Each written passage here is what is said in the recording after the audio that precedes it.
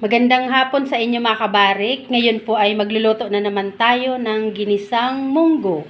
Ito po yung mga sangkap na ating gagamitin. Mayroon po tayong munggo, may imported na pechay, may tinapa, mayroong baboy na pinirito, hiniwa ko ng maliliit, at saka mayroong kamatis, siling panigang, saka bawang, sibuyas. Sibuyas.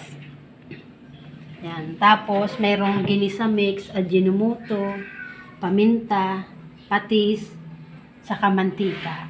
Yan. So, itong mga kabarik ngayon ang mga sangkap dito sa ginisang munggo na gagamitin ko.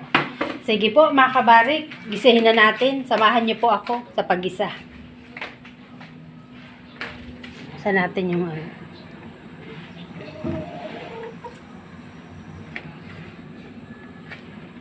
abot sa hawakan mo. Lagyan natin ng mantika.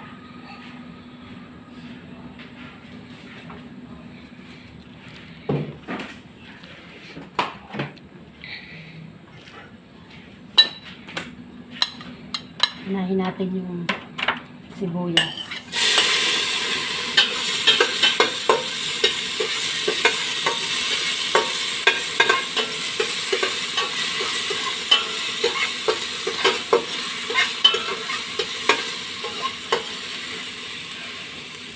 Lagyan natin yung bawang.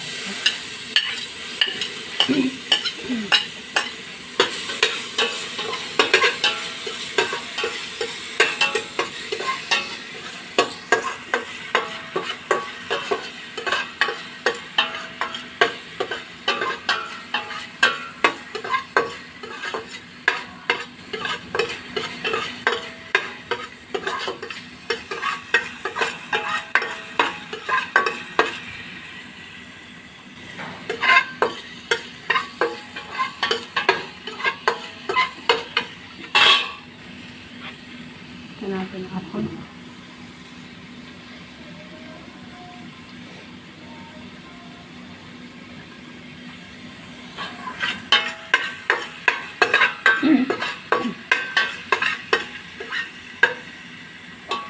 Sunod naman natin mga kabarik yung kamatis.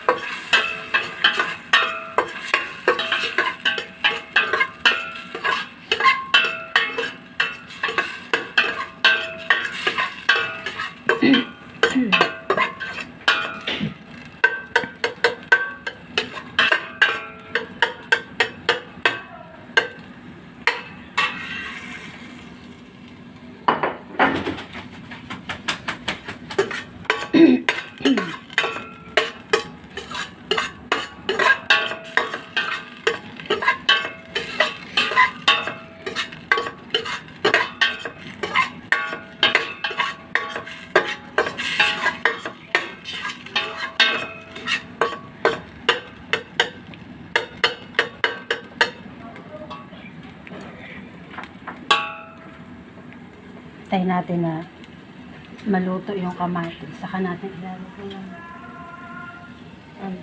tinapa.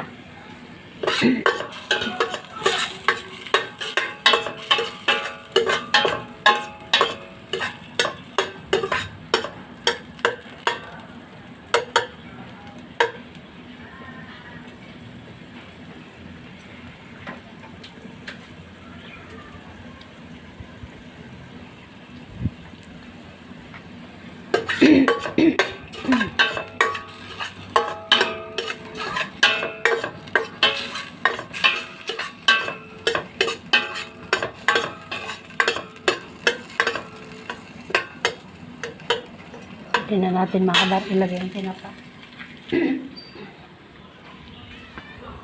Ito tinapa. Para maprito-prito din.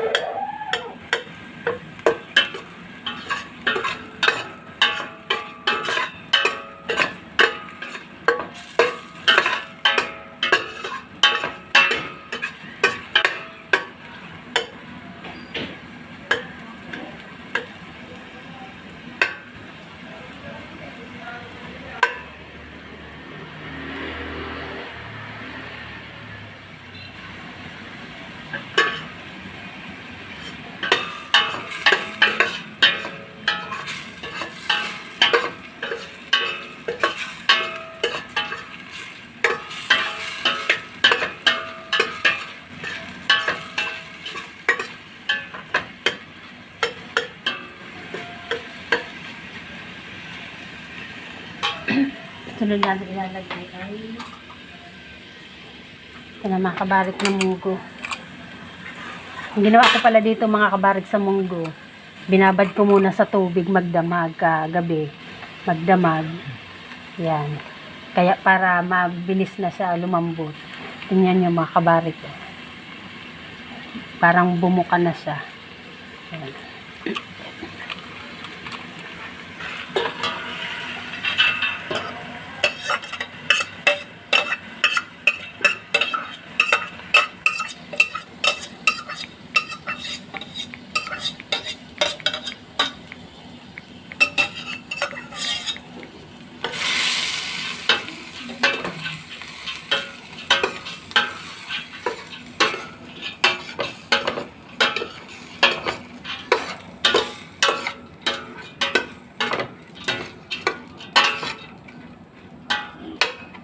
Lagyan natin yung palasa.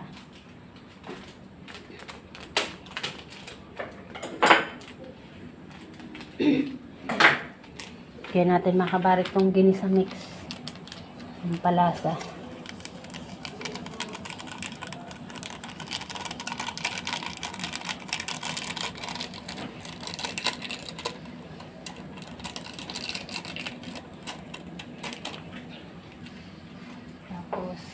Paminta. Lagyan na natin.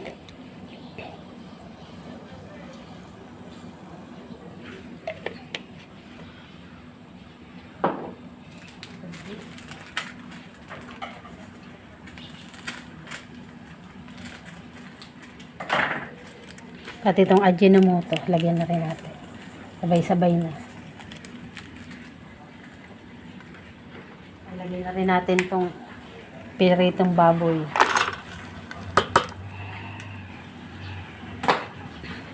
Saluin natin.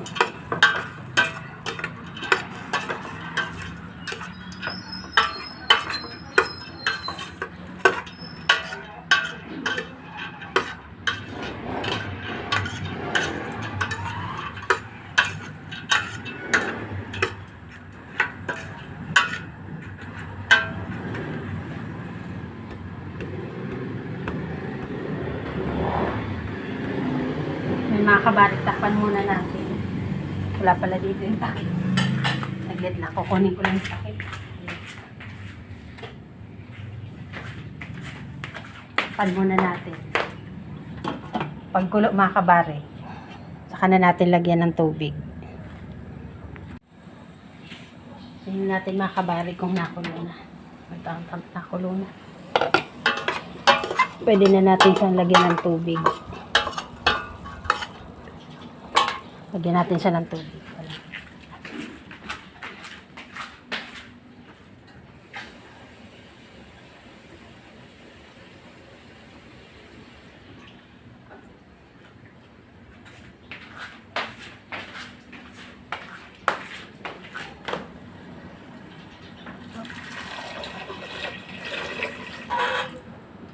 Pwede na siguro.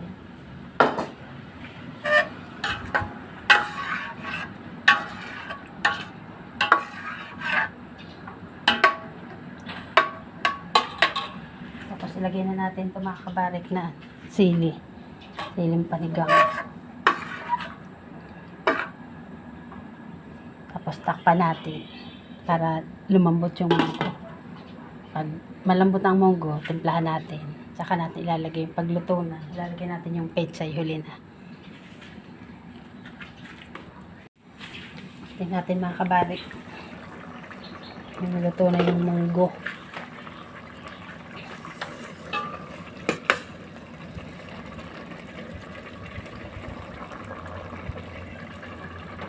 Natin matuluto na yung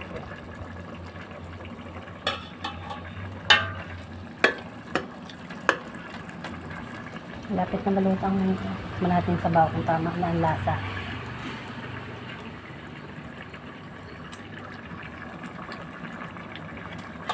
Lagyan natin ng patis. Medyo matabang. Lagyan na lang natin patis.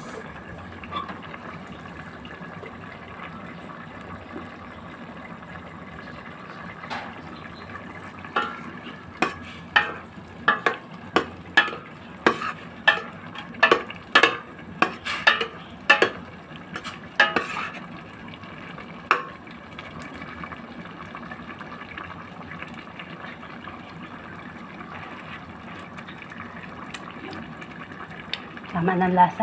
Kabarik.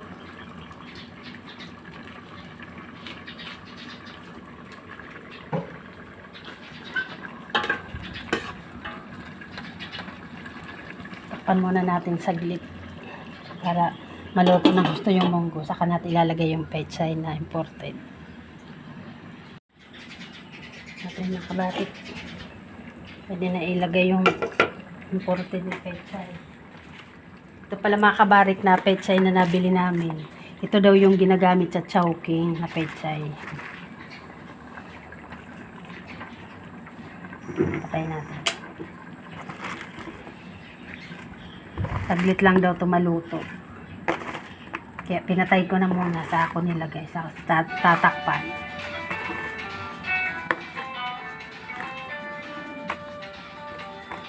Takpan muna natin mga kabarik. Ito yung kabarik. Pwede na ito. Naluto na yung pechay.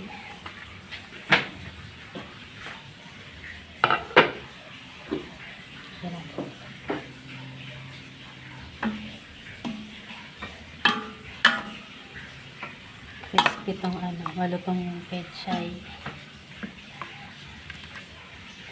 Ilagay na natin. Ready to eat na.